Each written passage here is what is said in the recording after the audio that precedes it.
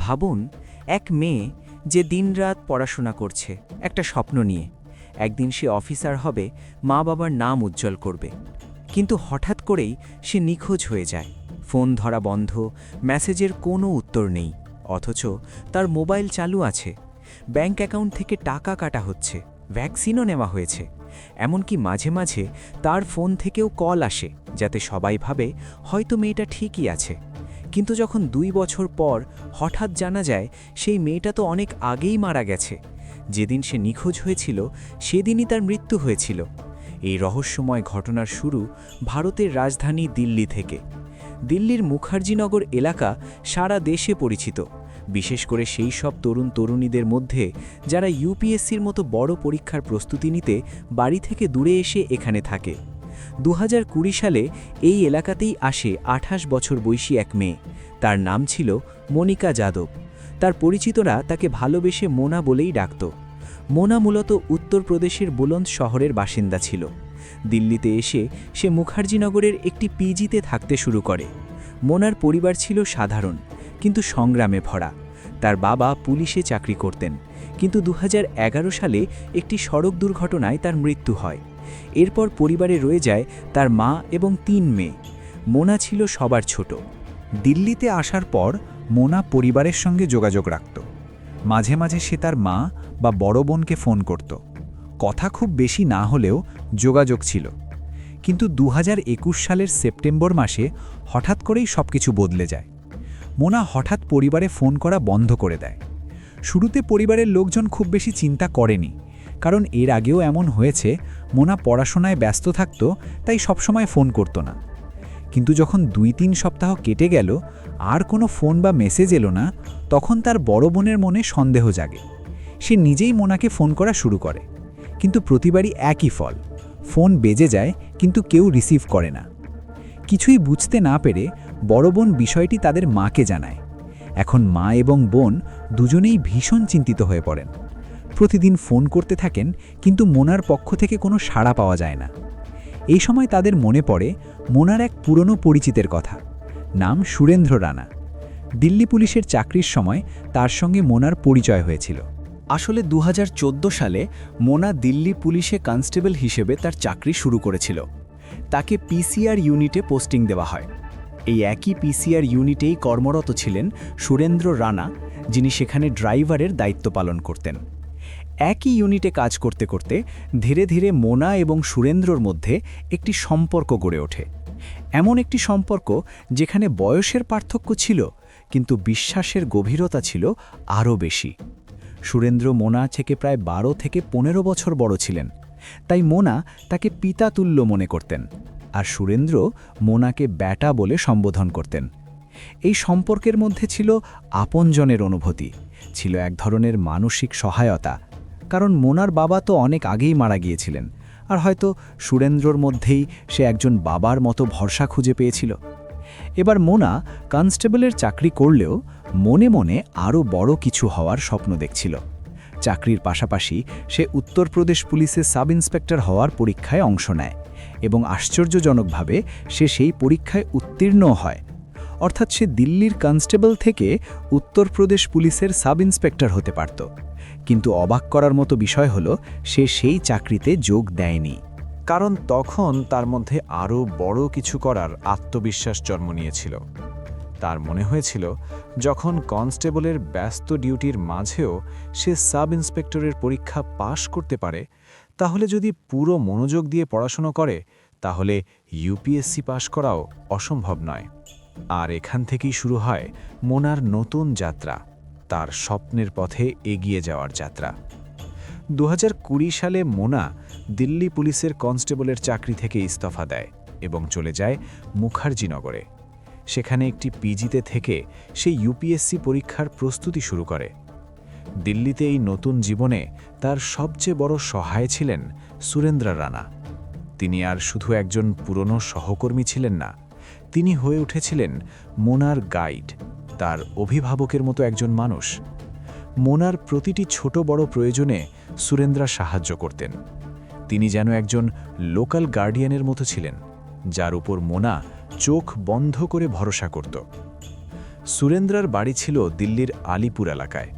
তাদের এই বিশেষ সম্পর্কের কারণে মোনা তাকে নিজের বাড়ির পারিবারিক অনুষ্ঠানেও আমন্ত্রণ জানাত, আর সুরেন্দ্রাও আনন্দের সঙ্গে প্রতিবার সেখানে উপস্থিত হতেন।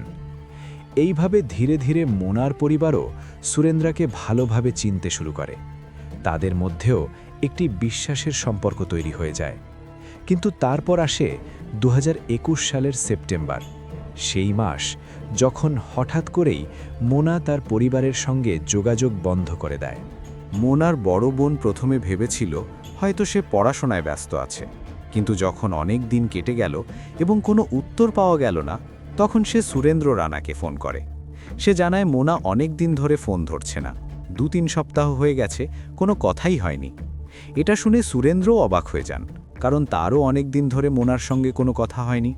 আগে মাঝে মাঝে তিনি মুখার্জিনগরে গিয়ে মোনার সঙ্গে দেখা করতেন, কিন্তু নিজের ডিউটির ব্যস্ততার কারণে তিনি খেয়ালই করেননি যে মোনার সঙ্গে যোগাযোগ পুরোপুরি বন্ধ হয়ে গেছে।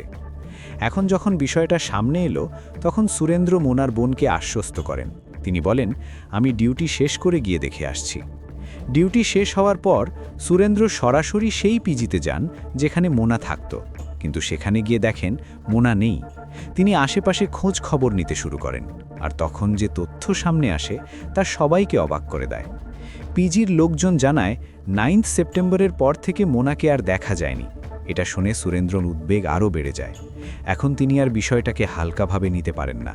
তিনি মোনার বোনকে স্পষ্টভাবে বলেন, আপনি যত তাড়াতাড়ি সম্ভব দিল্লিতে চলে আসুন। 20 অক্টোবর 2021 সালে মোনার বোন বুলান্দ শাহর থেকে দিল্লির মুখার্জিনগরে পৌঁছান। সেখানে সুরেন্দ্র তার সঙ্গে দেখা করেন। এরপর দুজন একসঙ্গে মুখার্জিনগর থানায় যান। পুলিশ একটি নিখোঁজ ডায়েরি নথিভুক্ত করে এবং তদন্ত শুরু হয়। মোনার বোনকে একজন সিনিয়র অফিসারের সঙ্গে দেখা করানো হয়, যাতে তদন্তটি গুরুত্ব সহকারে করা হয়। পুলিশ পরিবারের অন্যান্য সদস্যদের সঙ্গেও জিজ্ঞাসাবাদ করে। এই পুরো সময় জুড়ে হেড কনস্টেবল সুরেন্দ্র রানা তদন্তকারী দলের সঙ্গে নিয়মিত যোগাযোগ রাখছিলেন। তিনি প্রতিটি আপডেট নিচ্ছিলেন। কখনো নিজে সঙ্গে গিয়ে জিজ্ঞাসাবাদে সাহায্য করতেন, আবার কখনো মোনার বাড়িতে গিয়ে তার মা ও পরিবারকে সান্ত্বনা দিতেন। কারণ সুরেন্দ্র নিজেও পুলিশে ছিলেন, তাই তার কাছে বিভিন্ন সূত্রের কোনো অভাব ছিল না। ছোট থেকে বড় প্রতিটি খবরই তার কাছে পৌঁছে যেত। এমনই একদিন সুরেন্দ্র তার এক গোপন সূত্র থেকে একটি চমকপ্রদ তথ্য পান। তিনি সঙ্গে সঙ্গে মোনার পরিবারকে ফোন করেন, আর যা জানান তা শুনে সবাই স্তব্ধ হয়ে যায়। সূত্রটি জানায় মোনা নাকি এক ছেলের প্রেমে পড়েছিল এবং তার সঙ্গেই কোথাও চলে গেছে। সেই ছেলেটির নাম ছিল অরবিন্দ। এটা শুনে পরিবারের লোকজন যেন বজ্রাহত হয়ে যায়। মোনা প্রেম করছে আর সেটাও লুকিয়ে, এটা তারা কিছুতেই বিশ্বাস করতে পারছিল না। কারণ মোনা কখনোই পরিবারের কাছ থেকে কিছু লুকোতো না। সে তার জীবনের প্রতিটি ছোট বড় কথা তার মাকে জানাত। পরিবারের লোকজন কখনোই মোনার ওপর কোনো চাপ দেয়নি, না বিয়ে নিয়ে না ক্যারিয়ার নিয়ে। কিন্তু এই খবর মোনার নিখোঁজ হওয়ার ঘটনাকে এক নতুন প্রশ্নের সামনে দাঁড় করিয়ে দিল। যখন পুলিশ জানতে পারল যে মোনা একটি ছেলের প্রেমে পড়েছিল, তখন তাদের মনোভাবও বদলে যেতে শুরু করল। পুলিশের ধারণা হলো মেয়েটি হয়তো তার প্রেমিকের সঙ্গে পালিয়ে গেছে, সে নিখোঁজ নয়। পুলিশের এই দৃষ্টিভঙ্গি পরিবারকে আরও বেশি অসহায় ও উদ্বিগ্ন করে তোলে। ঠিক এই সময়ই তারা একটি অদ্ভুত ফোন কল পায়। ফোনের অপর প্রান্ত থেকে একজন নিজেকে অরবিন্দ বলে পরিচয় দেয়। সে বলে, আমি অরবিন্দ বলছি, মোনা আমার সঙ্গে আছে, আমরা বিয়ে করে ফেলেছি, কিন্তু আমার পরিবার এই বিয়ের বিরুদ্ধে, তাই আমরা রোহতকে চলে যাচ্ছি। আমাদের জীবনের ঝুঁকি আছে, তাই লুকিয়ে থাকতে হচ্ছে। আপনারা চিন্তা করবেন না, কয়েকদিনের মধ্যে সব ঠিক হয়ে যাবে, তখন আমি মোনাকে আপনাদের কাছে ফিরিয়ে আনব। পরিবারের লোকজন সঙ্গে সঙ্গে এই বিষয়টি হেড কনস্টেবল সুরেন্দ্র রানাকে জানায়। এখন সুরেন্দ্র নিজেও বিভ্রান্ত হয়ে পড়েন। এই ফোন কল কি সত্যি ছিল, নাকি কোনো বড় সত্য লুকানোর জন্য তৈরি করা একটি মিথ্যা গল্প? এরপর যে নম্বর থেকে ফোনটি এসেছিল সেটি ট্র্যাক করা হয়। লোকেশন পাওয়া যায় দিল্লির একটি হোটেলের। কিন্তু পুলিশের পক্ষ থেকে তদন্ত ঠিকমতো এগোচ্ছিল না। তাই সুরেন্দর এবং মোনার বোন নিজেরাই সেখানে গিয়ে খোঁজ নেবার সিদ্ধান্ত নেন। হোটেলে পৌঁছে তারা রিসেপশনের রেজিস্টার চেক করেন। সেখানে দেখা যায় সেই সময় যে রুমটি বুক করা হয়েছিল তা মনিকা নামেই রেজিস্টার করা ছিল। পরিচয়ের জন্য যে আধার কার্ড ব্যবহার করা হয়েছিল সেটিও ছিল মোনার। রুমে তল্লাশি চালিয়ে মোনার সঙ্গে সম্পর্কিত একটি গুরুত্বপূর্ণ ডকুমেন্টও পাওয়া যায়। এতে নিশ্চিত হয়ে যায় যে মোনা সত্যিই এই হোটেলে ছিল। তখন তাদের মনে একটা আক্ষেপও জন্মায়, যদি তারা একটু আগে আসতে পারত তাহলে হয়তো মোনাকে এখানেই পাওয়া যেত। অন্যদিকে পুলিশ মোনার ব্যাংক অ্যাকাউন্টের ওপর নজরদারি শুরু করে। দেখা যায় তার এটিএম কার্ড ব্যবহার করে একই এলাকার একটি এটিএম থেকে বারবার টাকা তোলা হয়েছে। এরপর ব্যাংক থেকে সেই এটিএমের সিসিটিভি ফুটেজ সংগ্রহ করা হয়।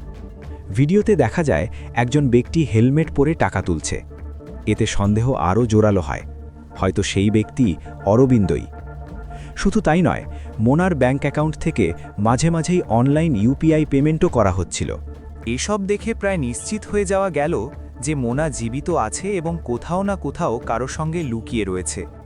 এরই মধ্যে একদিন সুরেন্দ্র অনেক চেষ্টা করে অবশেষে মোনার নম্বরে যোগাযোগ করতে সক্ষম হন। ফোনে কথা বলার সময় সুরেন্দ্র খুব আবেগঘন কণ্ঠে বলেন, মোনা, তোমার পরিবারের সবাই খুব চিন্তায় আছে। তোমার মায়ের শরীরও এখন ভালো নেই। অন্তত একবার কথা বলো, যাতে তারা একটু নিশ্চিন্ত হতে পারে। কিন্তু মোনার উত্তর শুনে সুরেন্দ্র হতবাক হয়ে যান। মোনা বলে, আমি কথা বলতে চাই না। আমি যেখানে আছি ভালো আছি। বাড়ি গেলে সবাই অযথা পরিস্থিতি খারাপ করবে, তাই এখনই ফিরে যেতে চাই না। সুরেন্দ্র এই পুরো কথোপকথনটি রেকর্ড করে মোনার পরিবারকে পাঠিয়ে দেন, যাতে তারা নিশ্চিত হতে পারে যে মোনা জীবিত আছে। এই ফোন কলের পর আপাতদৃষ্টিতে মনে হচ্ছিল মোনা নিজেই বাড়ি ফিরতে চাইছে না এবং যেখানে আছে নিজের ইচ্ছাতেই আছে। কিন্তু আসল প্রশ্ন তখনও রয়ে গেল, সে কি সত্যিই নিরাপদে আছে, নাকি এমন কোনো সত্য আছে যা সে বলতে পারছে না? আর যখন সেই সত্য সামনে আসবে তখন তা বিশ্বাস করা সত্যিই কঠিন হবে। এই 1.5 থেকে 2 বছরের মধ্যে সুরেন্দ্র এমন একটি প্রমাণ পান যা পুরো মামলাকে আবার নতুন মোড় দেয়। সেই সময় ছিল কোভিড মহামারীর সময়। সারা দেশে ভ্যাকসিনেশন কর্মসূচি চলছিল। প্রত্যেকের জন্য টিকা নেওয়া প্রয়োজনীয় ছিল। ঠিক সেই সময় সুরেন্দ্র তার এক গোপন সূত্র থেকে জানতে পারেন যে মোনা তার কোভিড ভ্যাকসিনও নিয়েছে। এর চেয়েও গুরুত্বপূর্ণ বিষয় হল, একটি হাসপাতালের রেকর্ড থেকে তার ভ্যাকসিনেশন সার্টিফিকেটও বের করা হয়েছিল। সুরেন্দ্র সঙ্গে সঙ্গে সেই সার্টিফিকেট মোনার পরিবারের কাছে পাঠিয়ে দেন। পরিবারের জন্য এটি ছিল স্বস্তির একটি মুহূর্ত। তারা কিছুটা নিশ্চিন্ত হন যে তাদের মেয়ে নিরাপদে আছে এবং আশা করেন সে শীঘ্রই ফিরে আসবে। কিন্তু এই স্বস্তির মধ্যেও একটা কষ্ট রয়ে গেল, যদি সে সত্যিই ভালো থাকে তাহলে বাড়ি ফিরছে না কেন? সময় তার নিজের গতিতে এগিয়ে চলছিল। এক সময়ের স্বপ্নবাজ মেধাবী সেই মেয়ে এখন অরবিন্দ নামের এক ব্যক্তির সঙ্গে দেশের বিভিন্ন জায়গায় ঘুরে বেড়াচ্ছে। কখনো মোনা ও অরবিন্দকে দেখা গেছে মুসৌরিতে, কখনো পাঞ্জাব, হরিয়ানা বা দেরাদুনের মতো জায়গায়। প্রতিবার যখনই কোনো নতুন লোকেশন পাওয়া যেত, সুরেন্দ্র এবং মোনার বোন সেখানে পৌঁছে যেতেন। হোটেলের রিসেপশনে জিজ্ঞাসাবাদ করা হতো, রেজিস্টার চেক করা হতো, কর্মীদের সঙ্গে কথা বলা হতো, আর প্রতিবারই একই তথ্য সামনে আসত। হ্যাঁ, মনিকা নামে একজন মেয়ে এখানে এসেছিল, কয়েকদিন থেকেছে, তারপর আবার চলে গেছে। 2 বছর কেটে গেছে, কিন্তু এখনও পর্যন্ত মোনার কোনো নিশ্চিত সন্ধান পাওয়া যায়নি। 2023 সালের জুলাই মাসের দিকে একদিন মোনার বোন স্কুল থেকে ফিরে এসে অনেকক্ষণ একা বসেছিলেন। তার মনে গত 2 বছরের সমস্ত ঘটনাগুলো বারবার ঘুরে বেড়াচ্ছিল। এই 2 বছরে অরবিন্দ মোট 5 বার ভিন্ন ভিন্ন নম্বর থেকে ফোন করেছিল। প্রতিবারই সে একই কথা বলতো, মোনা আমার সঙ্গে আছে, সব ঠিক আছে।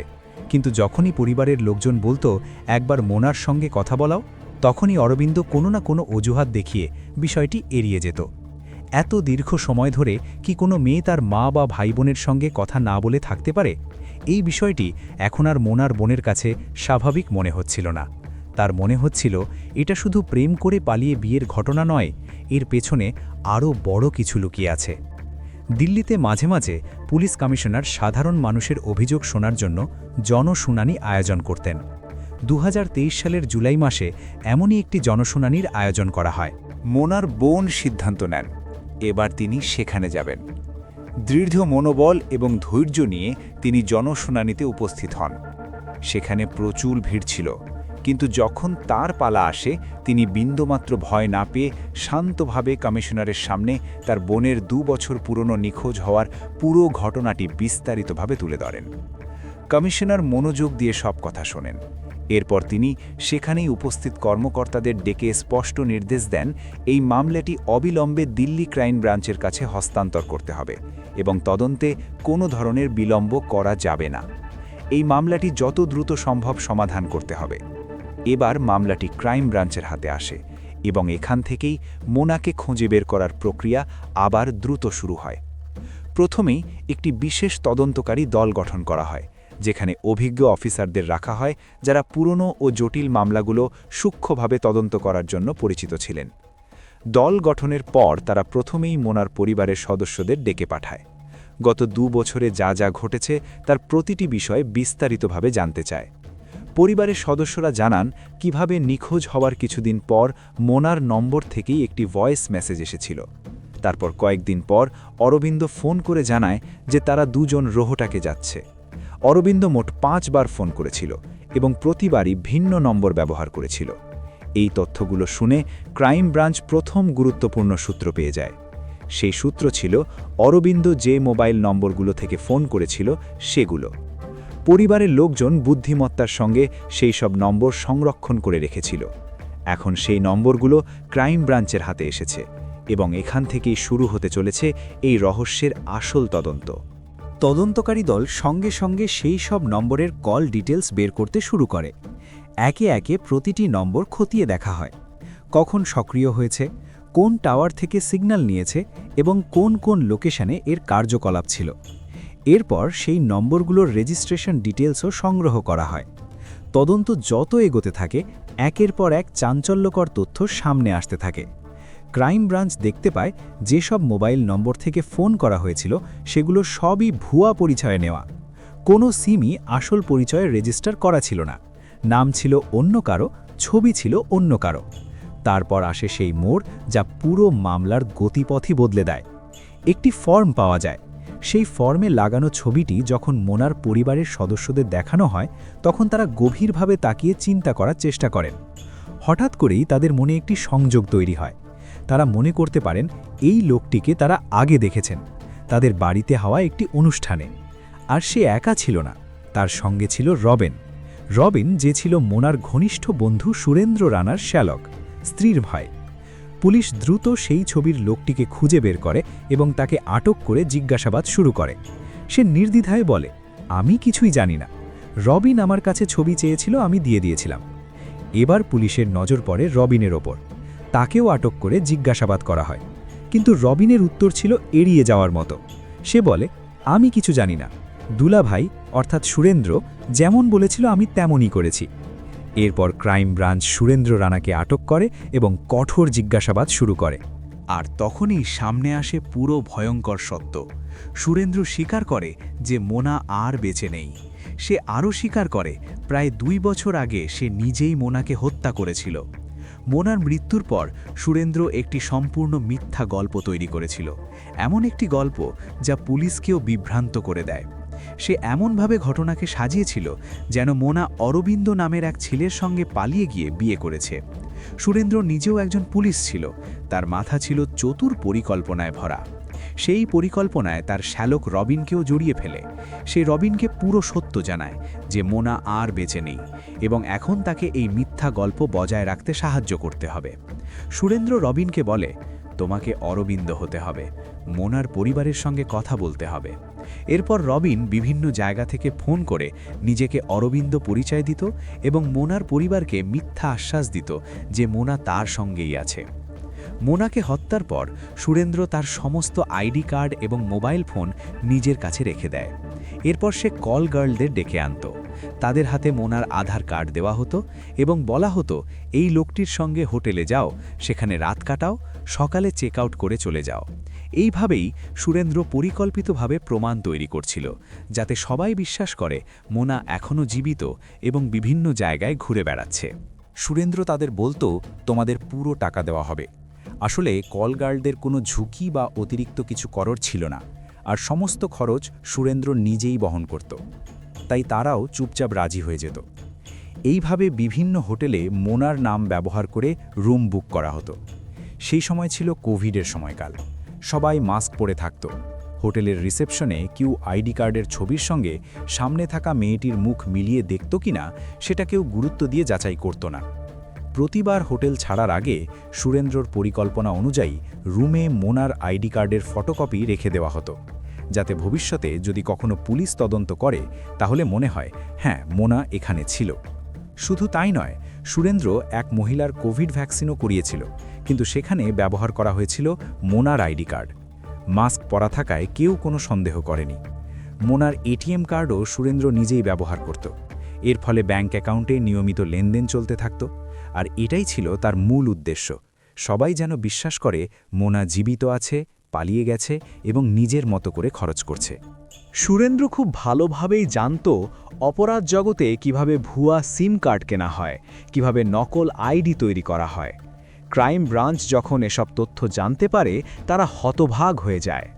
যাকে তারা এতদিন একজন বিশ্বস্ত পুলিশ হিসেবে চিনত, সে এত বড় ষড়যন্ত্র করতে পারে এটা কেউ কল্পনাও করেনি। এখন সবচেয়ে বড় প্রশ্ন ছিল সুরেন্দ্র রানা কেন মোনাকে হত্যা করল। একজন পুলিশ যে আইন রক্ষা করার শপথ নিয়েছে, সে কেন এত ভয়ঙ্কর অপরাধ করল। এই গল্পের শুরু আসলে 2012 সালে, যখন সুরেন্দ্র রানা দিল্লি পুলিশে তার চাকরি শুরু করে। 2 বছর পর 2014 সালে মোনাও দিল্লি পুলিশের পিসিআর ইউনিটে যোগ দেয়। দুজনের ডিউটি প্রায় একসঙ্গে পড়ত। এইভাবেই ধীরে ধীরে তাদের পরিচয় বাড়ে, বন্ধুত্ব হয় এবং একটি সম্পর্ক গড়ে ওঠে। শুরুতে সেই সম্পর্ক ছিল সম্পূর্ণ আনুষ্ঠানিক, কিন্তু সময়ের সঙ্গে সঙ্গে সুরেন্দ্রর মনে মোনার প্রতি একতরফা প্রেম জন্ম নিতে শুরু করে। আসলে সুরেন্দ্র আগে থেকেই বিবাহিত ছিল, তার একটি 12 বছর বয়সী ছেলেও ছিল। বছরের পর বছর নিজের মনে এই একতরফা ভালোবাসা লুকিয়ে রাখার পর অবশেষে 2018 সালে সুরেন্দ্র মোনার কাছে নিজের মনের কথা প্রকাশ করে, কিন্তু মোনা বিন্দুমাত্র দ্বিধা না করে তাকে সরাসরি প্রত্যাখ্যান করে দেয়। মোনা সুরেন্দ্রকে স্পষ্টভাবে বুঝিয়ে দিয়েছিল যে তার জীবনের লক্ষ্য প্রেম, বিয়ে বা কোনো সম্পর্ক নয়। আর সবচেয়ে গুরুত্বপূর্ণ বিষয় হল সে সুরেন্দ্রকে বাবার মতোই সম্মান করত। এই উত্তর সুরেন্দ্রর চিন্তাভাবনা এবং অনুভূতিকে গভীরভাবে আঘাত করেছিল। একদিকে তার মনে মোনার প্রতি প্রেম ও কামনার মিশ্র অনুভূতি ছিল, অন্যদিকে মোনার এই বাবা মেয়ের সম্পর্কের দৃষ্টিভঙ্গি তার অহংকারে আঘাত করেছিল। এরই মধ্যে মোনা দিল্লি পুলিশের চাকরি ছেড়ে মুখার্জিনগরে চলে যায়, ফলে তাদের দেখা সাক্ষাৎও অনেক কমে যায়। কিন্তু সুরেন্দ্র পিছিয়ে যায়নি। তার জন্য এটা আর শুধু ভালোবাসা ছিল না, এটা পরিণত হয়েছিল একতরফা উন্মাদনা, অপূর্ণ আকাঙ্ক্ষা এবং প্রত্যাখ্যাত হওয়ার বিষাক্ত কষ্টে। এই বিষাক্ত মানসিকতাই একদিন তাকে এমন এক সীমায় ঠেলে দেয় যেখান থেকে আর মানবিকতা ফিরে আসে না। অন্যদিকে মোনা তখনও সুরেন্দ্রর মধ্যে একজন বাবার প্রতিচ্ছবি দেখছিল। 8 সেপ্টেম্বর 2021 সালে সুরেন্দ্র মোনার পিজিতে যায়। খুব স্বাভাবিকভাবে সে বলে, তুমি তো অনেক দিন ধরে বলছিলে আমার বাড়িতে যাবে, চলো আজই যাই, পড়াশোনা থেকেও একটু বিরতি হবে, তোমার মনও ভালো হয়ে যাবে। মোনা কোনো সন্দেহ করেনি, কারণ তার কাছে সুরেন্দ্র ছিল একজন বিশ্বাসযোগ্য অভিভাবক ও বন্ধু। তাই সে রাজি হয়ে সুরেন্দ্রর সঙ্গে বেরিয়ে পড়ে। সুরেন্দ্র থাকত দিল্লির আলিপুর এলাকায়। দুজনে একটি অটো নিয়ে রওনা দেয়। পথে তারা বুড়ারির পুস্তা নামের একটি নির্জন এলাকায় পৌঁছায়। সুরেন্দ্র বলে, এখান থেকে বাড়ি খুব কাছে, চলো হেঁটে যাই, গল্প করতে করতে সময়ও কেটে যাবে। তারা অটো থেকে নেমে নির্জন রাস্তায় হাঁটতে শুরু করে। হাঁটতে হাঁটতে সুরেন্দ্র আবারও মোনার কাছে নিজের মনের কথা প্রকাশ করে। সে বিয়ের প্রস্তাব দেয়, কিন্তু মোনা এবারও স্পষ্টভাবে না বলে দেয়। সে দৃঢ়ভাবে জানিয়ে দেয় সে সুরেন্দ্রকে বাবার মতোই দেখে। এই প্রত্যাখ্যান সুরেন্দ্র অপমান হিসেবে নেয়। তার অহংকারে আঘাত লাগে, আর সেই মুহূর্তেই তার ভেতরের পশুসুলভ নিষ্ঠুরতা জেগে ওঠে। সেই নির্জন রাস্তায় কোনো দ্বিধা ছাড়াই সুরেন্দ্র হঠাৎ মোনার গলা চেপে ধরে। মোনা নিজেকে বাঁচানোর জন্য প্রাণপণ চেষ্টা করে, কিন্তু একতরফা উন্মাদনায় অন্ধ হয়ে যাওয়া একজন মানুষের শক্তির সামনে সে বেশিক্ষণ টিকতে পারেনি। অল্প সময়ের মধ্যেই তার নিঃশ্বাস বন্ধ হয়ে যায়। হত্যার পর সুরেন্দ্র রাশটি উত্তর দিল্লির বুড়ারি পুস্তায় একটি ড্রেনে ফেলে দেন। এইভাবেই শেষ হয়ে যায় এক স্বপ্নবাজ সাহসী তরুণীর জীবন। পরে এই মামলায় জড়িত সব অভিযুক্তকে গ্রেফতার করে জেলে পাঠানো হয়। বর্তমানে এই মামলার বিচার প্রক্রিয়া চলমান রয়েছে। এই মামলায় 3 জন অভিযুক্তের কাউকেই জামিন দেওয়া হয়নি। আশা করা যায় আদালত তাদের অপরাধ অনুযায়ী যথাযথ শাস্তি প্রদান করবে। এই হৃদয়বিদারক ঘটনা আমাদের অনেক গুরুত্বপূর্ণ শিক্ষা দেয়। সবচেয়ে বড় শিক্ষা হলো মিথ্যা ও ষড়যন্ত্র যত দীর্ঘ সময় ধরে চলুক না কেন, সত্য একদিন না একদিন সামনে আসবেই।